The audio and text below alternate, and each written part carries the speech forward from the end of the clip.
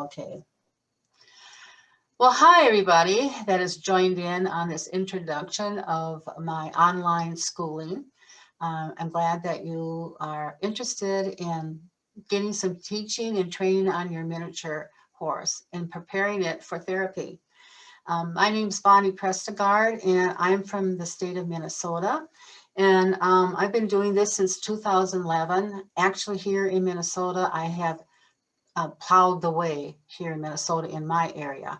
I'm over here by a Mayo Clinic, and there was nothing about miniature therapy horses in this area. And you think it would be with the Mayo Clinic, of being the hospital it is. But I actually got started through Season Hospice. I saw them on television, and they were promoting their pet therapy program for their dogs. And as I was listening to them, I thought, I wonder if they would receive miniature horses. Because I had miniature horses, I trained them. I was very confident that my horses could do exactly what those dogs would do. So I called them up and made an appointment and talked with one of the pet therapy director. And all I had at that time was just a couple pictures of my horses. I had went to maybe 3 or 4 places around my area, and I had started a pamphlet. And this is what all I had when I came in for that interview. Talked to her, was excited about my miniature horses. She was excited hearing about me. And I invited her to come over to my farm, and I would demonstrate her what my horses could do. And I had said, I believe my horses will be even better than your dogs. So she accepted it, and she brought over 6 directors to my house to do a demonstration. And I had 3 miniature horses then, and all I did was in the beginning of it, I just went through this program that you're going to. I said, this is how I train my horses, and I began to show her from the very beginning what you would learn in this program to when you decide to leave it. And I just continued showing what they did. They were amazed at what these little horses did. And then I did a demonstration by putting all these little parts together to music and did a dance to it. They were sold to have these miniature therapy horses in their program. And so that's how I started. And I have been with them ever since. I go once a month for visits. I do take a break, through the winter months, but we start up again in late April and go through November. So if you want to know more about me, you can check my website at www.abranch.net, and you can click on my journey, and that'll kind of talk a little bit more about me. Also click on my Facebook and scroll way, way, way down, and you'll be able to see some of my first time beginnings as I was branching out into the therapy program. But I've learned a lot of different things, and I feel I have great information, and I feel like I got a great program. And I know if you do take this program, there's no doubt that when you finish this first part, level 1, part A, you will see that your horse definitely has improved. You'll see a difference in them, and you also will see a difference in yourself. That's how much I believe in this program. So one of the things is what I teach in this school is I teach the foundation of your horse, that you need the basic foundations of training before you even attempt to go out into the facilities. And that's where you can start running into trouble when you take a horse in when it's not quite ready to branch out that way. So you have to have the foundations done. If you think about, building a house, when you get excited that you're going to get a new house, you think about, oh, I want that, you think about the colors you're going to put on your wall, you're going to put windows, you got, your furniture, your sink. You just think about all these things that you're going to get ready to, items that you're going to be putting in your house. But you really kind of got the cart before the horse, because you need the foundation first. Because if the foundation isn't solid and there, none of those things would matter. And so that's why I started this program, because I could see that there was problems in the therapy industry, that people were having trouble with their horses, especially getting them to stand still and being anxious and just different things that can happen when you take your horse out of a safe environment, like maybe your farm, but then when you go into town, it's a whole different avenue with them. And so keeping the foundation strong and solid, those things won't be an issue. Um, you know, let's see, there's all kinds of kingdoms that God's created. And if we just think about 3 of the kingdoms, like the bird kingdom, like the fish kingdom, and like the horse kingdom, there are 3 different types of kingdoms. And in each of those kingdoms, they all have their own individual language. They know how to speak to each other. They all have a way they eat. They have certain foods that keep them healthy. And they all have a way they mate and have a family. And so within a horse, you need to learn his language. And so a lot of us humans, we want the horse to know our language, but actually we need to go into their kingdom and learn their language. It's kind of like if you would go fly to China. You come off the plane, and if you didn't know their language, it'd be very difficult getting around in their city because you wouldn't know, speak what you wanted to eat. They wouldn't understand you, or even get to your hotel. They wouldn't understand you. It'd be hard to get around in the city. And if you didn't understand their government and you did something not doing something wrong, you could probably end up in jail just because you didn't even understand their government. And I think sometimes that's why people get kicked by a horse, because they don't really understand spacing. They don't understand some of the things that is the foundation of the horse. And so these are some of the things that you're going to be learning in this class. And I know we're going to be starting level 1, part A, and it has 9 different tasks to it. And I know when you complete it, you're going to see a difference in your horse, and you're going to see a difference in yourself. So I'm going to go take you to that class right now. Let's see, I need to share my screen.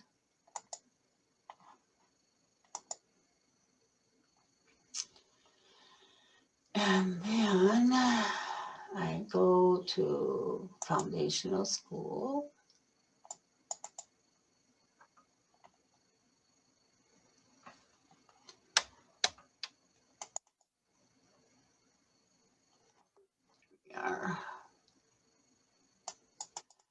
So when you enter the school,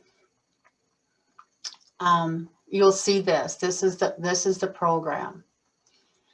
And so when you join in, you can see it's a 9-week session. Here's 1 week, 2 week, 3 week, 4 week, 5 week, 6 week, 7 week, 8 week, and 9 weeks. So when you join up, what does it cost to enter this school of level 1 part A? It's $75 for a 9-week session. That's pretty reasonable. Because a lot of times if you take a horse class or a lesson, that's $75 just for one lesson. So you're getting a lot of information and a way of how to train your horse. Now, the ones that one of the things you need to know is that when you join this class, when you join this school, there's equipment that you need to have. And that is a rope halter and lead rope. And it's one that I have picked out specifically for this class. And I do have the video on it that if you're interested, I want to send it to you so that you can watch it. You're going to see this rope halter here on one of the classes that we're going to be using. But these rope halters will cut your training down by half. So it's important that you do get these rope halters. And we have the guiding stick that you'll need to in order to finish these classes as well. So if you entered in, this would be your first week coming in. So I'll come in on the Zoom meeting. Will be done on Zoom meeting, and we would meet every Sunday at 7:00 p.m. Central Time. And the class is going to be starting here very soon. And this is what is going to take place. We go to number 1, which is the class I'm going to take you into right now. And you're going to observe me teaching this class. And then I'm going to show you some of the students that began to do this homework. So one of the things in week 1, you have 4 tasks in week 1. You have putting down the halter, you have dropping the head, you have back the horse and have it come to you, and to move the feet diagonally. So those are 4 tasks that you need to accomplish and get a video off to me by week 2. So you can either do one of them, maybe you only accomplished 1 that week. Maybe you got through all 4 of them. Maybe you only got 2 done. But you need to get a video to me on week 2. So the best time is like we meet on Sunday, and you want to get your videos out to me by Saturday. Give me something. It doesn't have to be perfect. I do grade these. These are graded from 1 to 10, and 7 is passing. So in order to move on to part B, you need to get a 7 to move on to the other classes. And the reason why is if you don't get these corrected, you're not going to be able to accomplish the other ones. So you have to get a 7 in order to move on to level B. So we're going to look at this halter one. Open that up.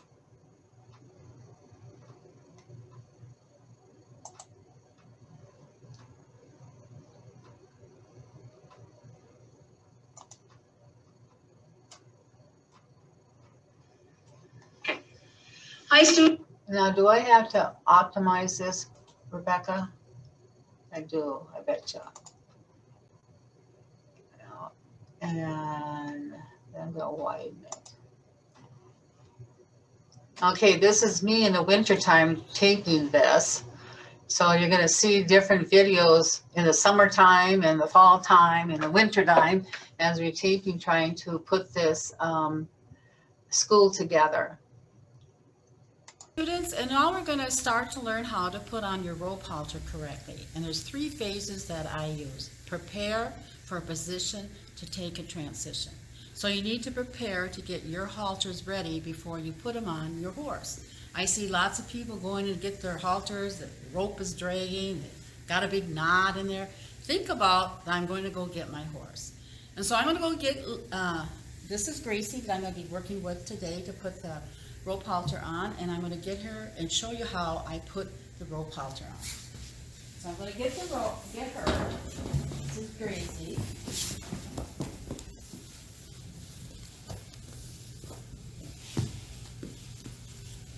I'm going to untie this rope.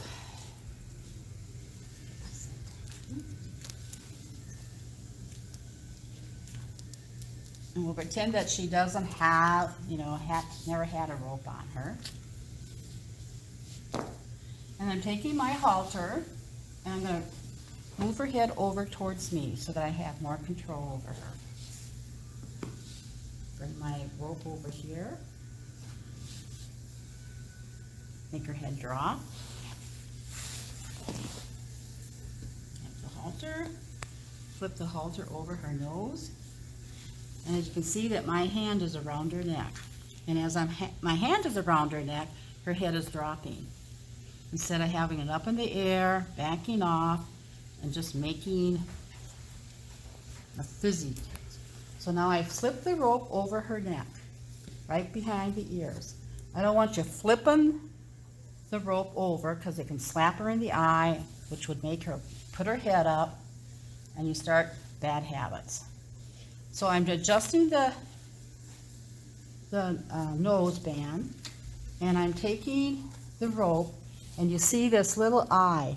It's kind of like a needle, and I'm threading it downward. And I tighten it up pretty much all the way, and I adjust the chin. Because this can be pretty sloppy, but as you adjust the chin, and the knots are by the nose, I push this in real tight, and then I thread behind the knot. Here's the knot, and I thread towards the eye. Now I created another loop. Whoops, I created another loop. Let's try this again. And I'm going to put it through the loop going up towards the ear. And there it is. And then the excess, I wrap right around the neck. And now you see how nice that is. Nice under the jaw, nice across the nose, and nice and tight there.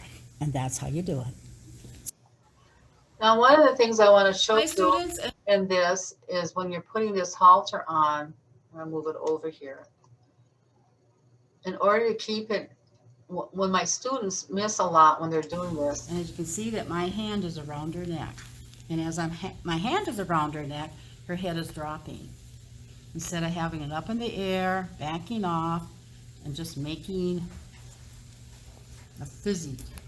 So now I've slipped the rope over her neck, right behind the ears. I don't want you flipping the rope over because it can slap her in the eye, which would make her put her head up, and you start bad habits. So I'm adjusting the nose band, and I'm taking the rope, and you see this little eye, it's kind of like a needle, and I'm threading it downward. And I tighten it up pretty much all the way, and I adjust. and so when you tighten this up, most of the students miss this. They tighten this up, but they forget to adjust the jaw here. And this is very important because this is going to help keep your halter on better. Otherwise, it gets sloppy if you haven't tightened this up. And that's one of the big things that people, the students have. Adjust the chin, because this can be pretty sloppy, but as you adjust the chin, and the knots are by the nose, I push this in real tight. You pull it really tight, and then you begin to tie it. But you never tie it until you've adjusted that jaw. And I just want to show that to you because I'm going to show you now one of the students that have gone through this class, her halter when she put it on. Now this lady that took this class, let's see, I'm just going to shut this off.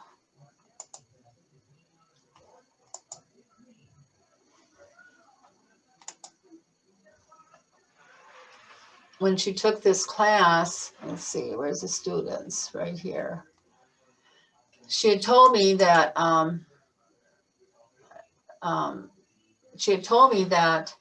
she did some training and she took some different classes with natural horseman people, and so she had some knowledge.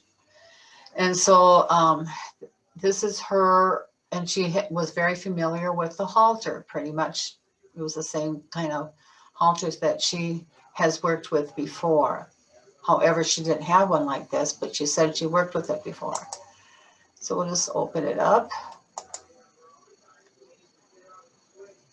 The other thing I want to tell you that this school is a video school. And so in a video school, then you're going to have videos. And so in order to do this video school, I'm just being front with you that you need to do your videos. And so you need to think about how you're going to do those videos so that I can see them clearly when you're doing them and can see, you know, what you're doing. Now you saw my video. My video was up close. You could see how I tied. You could see everything, how to put that halter on. And so when you're doing your videos, you're not going to be able to just use try to prop it up and try to get your videos, because it usually is not going to work very well for you. You're really actually going to have someone come and videotape. So number one, that can be a drawback coming to a video school, because you have to do your videos and you have to have them clear enough so that I can grade them. So she did have her husband videotape this, but we're going to see the problems in this one.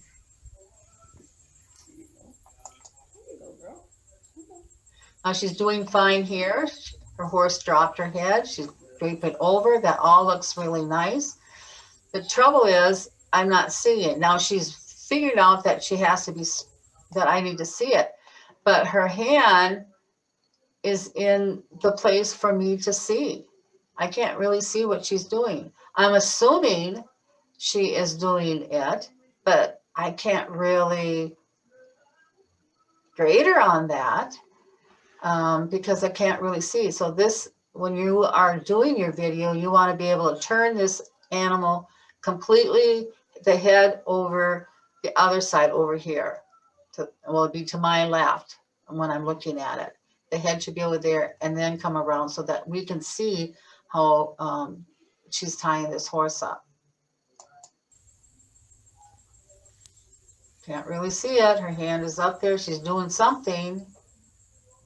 The only thing I can see is that her end of her tip is pointing up to the ear. So I'm assuming that she tied it the way I told her to tie it. Now, these halters that you need to get for school, they are ordered. There's a company that you order from that makes these for you. I don't make 1 cent on these halters. These are just for my students. If you come to my workshops, I do have them here that you can purchase them here. But you do need to order these and get the halters made for your horse, the size, and they tell you how to measure and all that stuff so that you get the good size, the right size on them. So let's go look at this. So now she's finished. And what do you think is wrong with that picture? One, she never adjusted the jaw when she put that on. I mean, she was nice and soft. I'll go back here and look at it.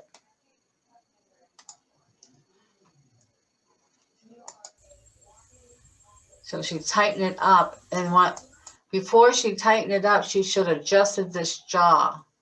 And that's why it's crooked here, because the jaw wasn't adjusted.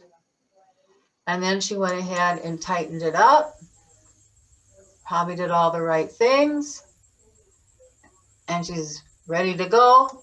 And she's got a crooked halter. It should be straight across.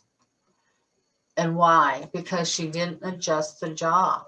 And when your horses have winter fur on, their halters will be a little bit tighter, but capable.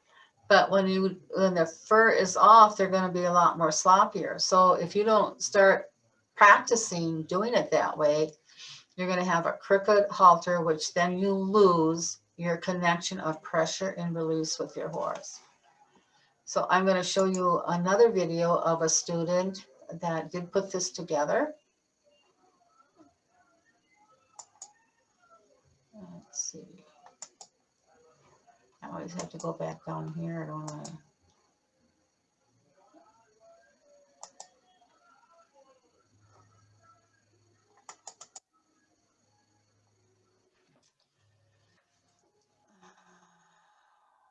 Oh, I guess I don't have her on here, do I?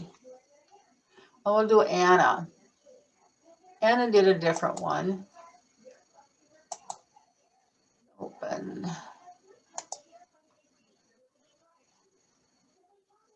There we go. So this is Anna's recording. Take it off. I mean, you don't have to get right up on it, but so she can see what I'm doing. Right. Got her tape lady. So she's taking off the halter. Now she's going to put it on. Down. And her horse dropped his head. Down. She can see how you're cueing her and stuff. And there she's doing the things going like that. Down. Girl. Adjusting the jaw and the nose band. And now she's tying it. Her ear, she's wanting to put her ears back. Get up here.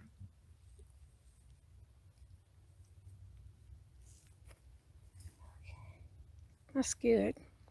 Now, the only thing different in this, here she's got, like the first student, her little end was very stubby. She didn't have a whole lot there, which probably would have been all right if she didn't tuck it. However, she did tuck it underneath the bridle path here. This is really long. And if you start wiggling and start working, this thing could start flopping around, could hit, it's long enough where it could pop her in the eye. So you want to take this string and just weave it through the bridle path, and it'll just look like it belongs to the halter and it's not going to bother the horse at all. It's way more safer to do that than to do this. Okay, let's see.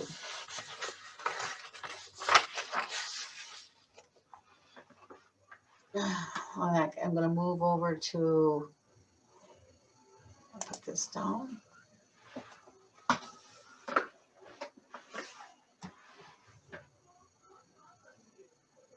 I gotta undo this thing too, don't I? Optimize. Oh, I guess I'll keep that on. Okay, so I'm gonna go back to the class just to show you that again and just go over a few things. Let's see. Here's when you take this class, you start learning the foundation, especially through level 1, part A and part B. Your horse will start be able to do these things that Gracie is doing here. Now, here's I went to a library. It was supposed to be a visit to a library, but the people that came, there was too many, so they held it at one of the in the city, a room that was much bigger. So this is where we were. So we had children that were kindergartner, a little bit older. And I want you to see Gracie, how she's connected with us. So you need to have your therapy horses connected to you. And also I want you to pay attention to the feet. These are the things that you're going to start to learn in level 1, part A and part B.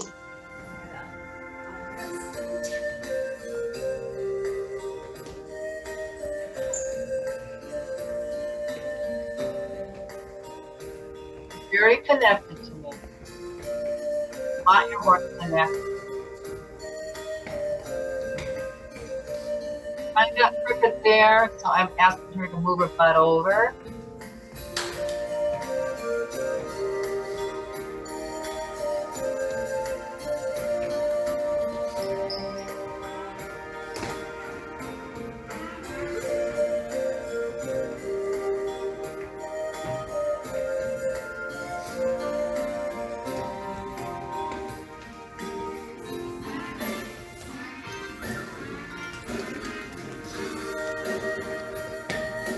One, three.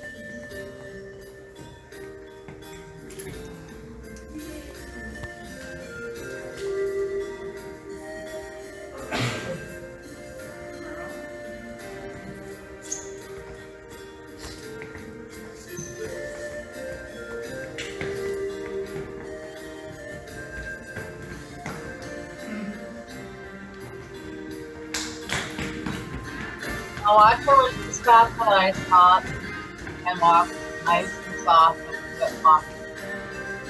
Next you want with the horse. The length of the horse.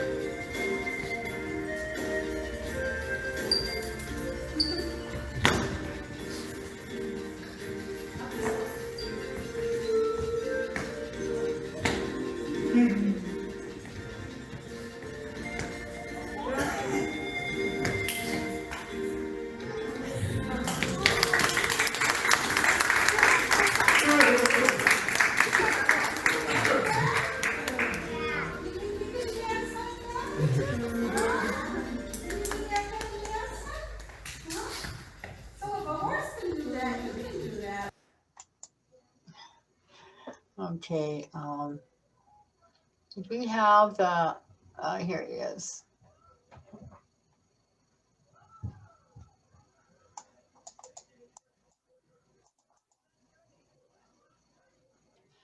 Here I want you to notice this was at the same facility, and you see how Gracie is standing very still, and all the kids are having their hands on there.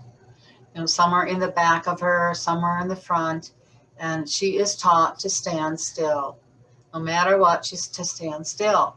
And so in the foundation of working your horse for therapies, you need that foundation. So especially, you know, when they're around a lot of people, that they're not going to be anxious and that they will stand there and allow these things to happen.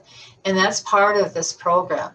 You know, we have the different steps. We have different things that I teach and show so that you can get your horse to be softer and softer and be able to stand still, you know, under any circumstance that you might find yourself in. And you will find yourself in stuff. So it will happen.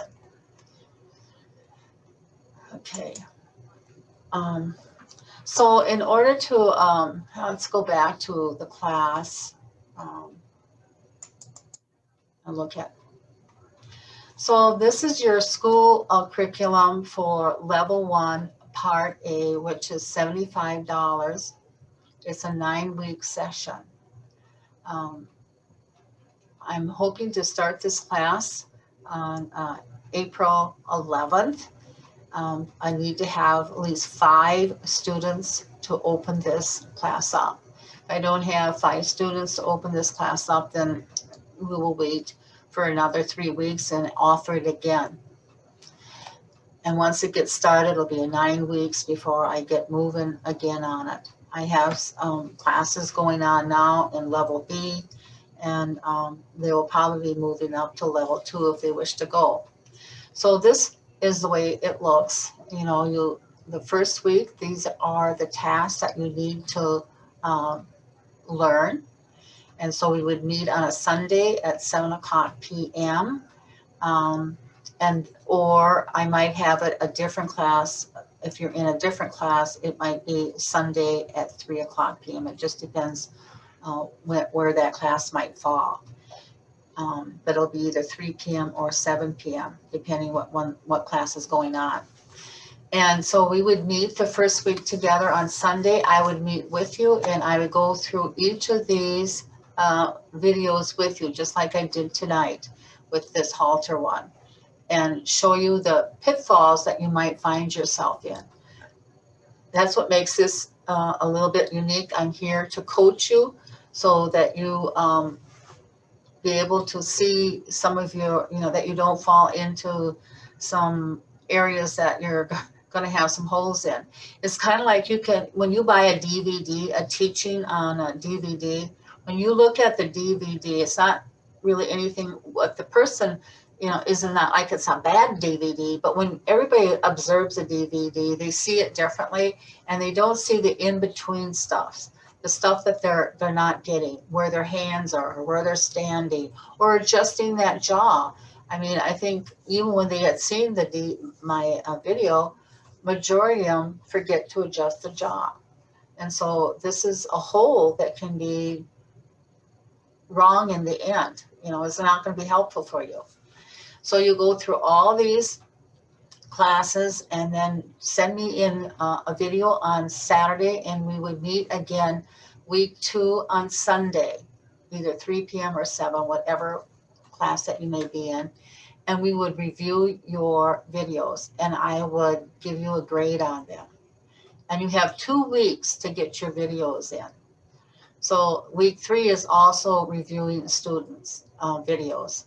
And so you're still working on these 4. You can put them in. You maybe you're only going to do 2 in week 2. Maybe you're going to do 2 in week 3. Maybe you might do week 2, do 4 of them.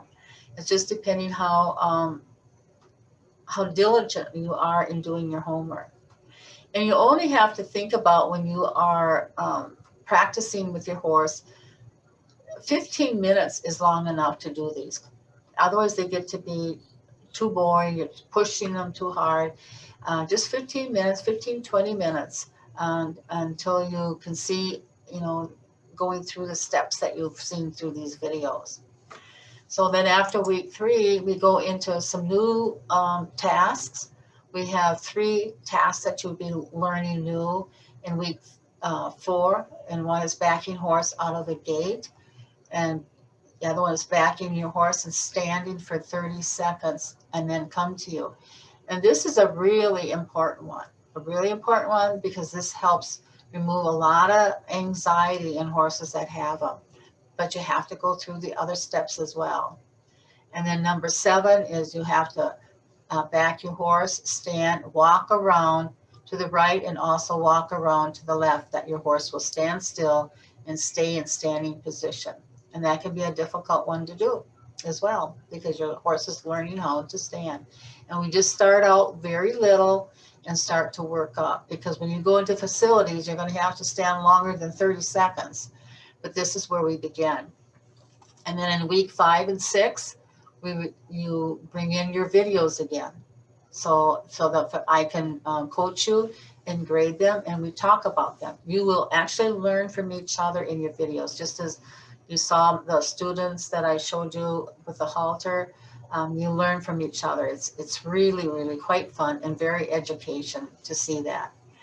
And then in week 8, you have your forward motion, and week 7 you have two tasks is 8 and 9, forward motion. This is where we're starting to get into the fun, really fun things that are starting to build on each of these tasks, begin to build on each other. And then in week 8 and 9, we again review the videos, and then we discuss you moving on. We'll see what your grades are.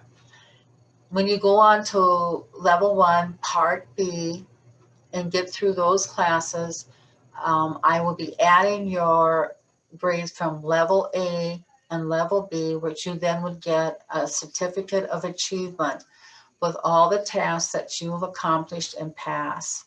And this, you know, what is that? How does that help you? It's not, you know, I hear a lot of people talk about, you know, I want my horse to be certified. Well, there really isn't anything really out there for miniature therapy horses that certify. I mean, what is certification? What is that? It's an organization that organized something to get your horse trained that they feel is, you know, when you get through it, that you'll have a horse that is good enough or well enough to go out on outings and things. But the certification really doesn't mean a whole lot unless everybody knows about that organization. You know, it is registration. You're registered under someone. Like I'm registered under Season Hospice.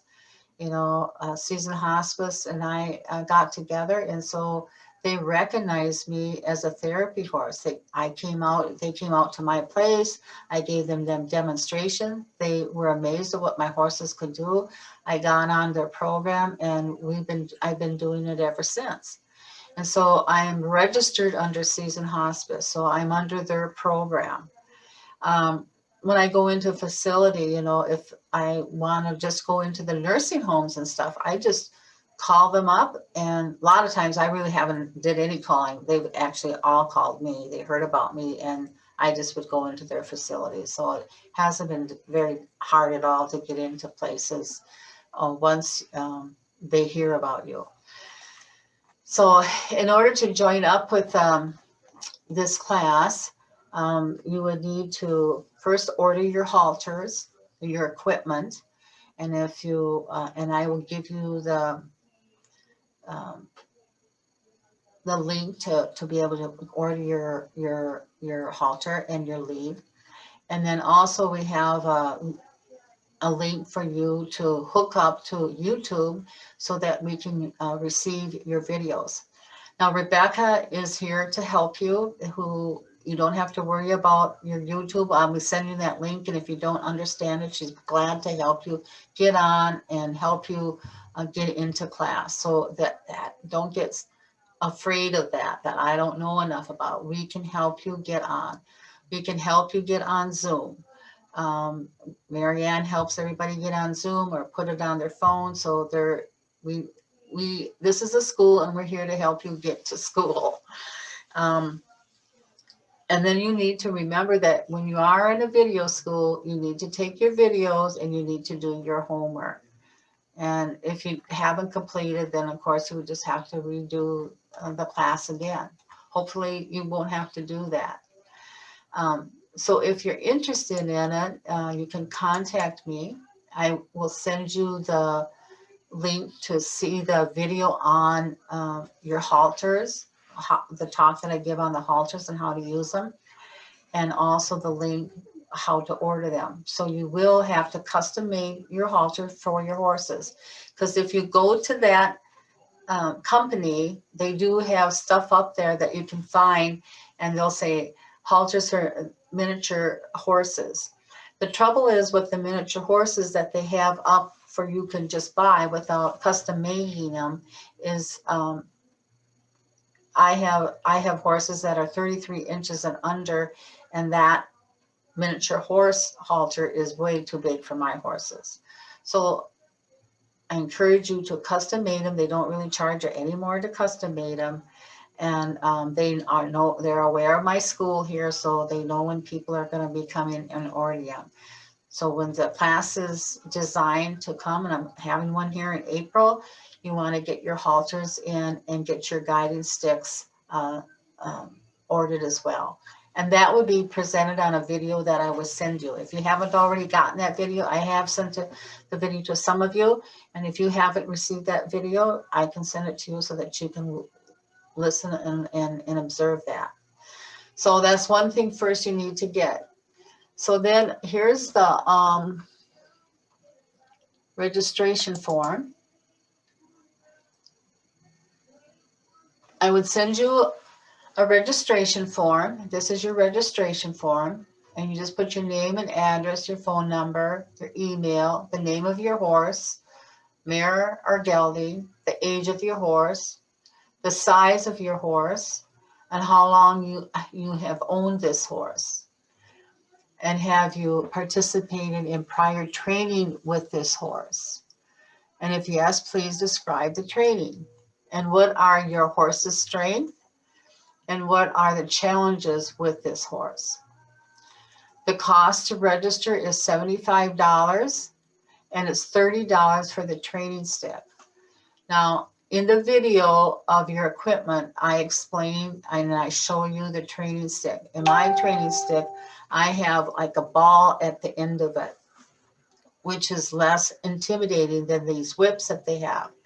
And I explain it very clear in the equipment for the school, so you really need to observe that video. And if you need that video to observe, just let me know and we will send that to you. And then you just sign this.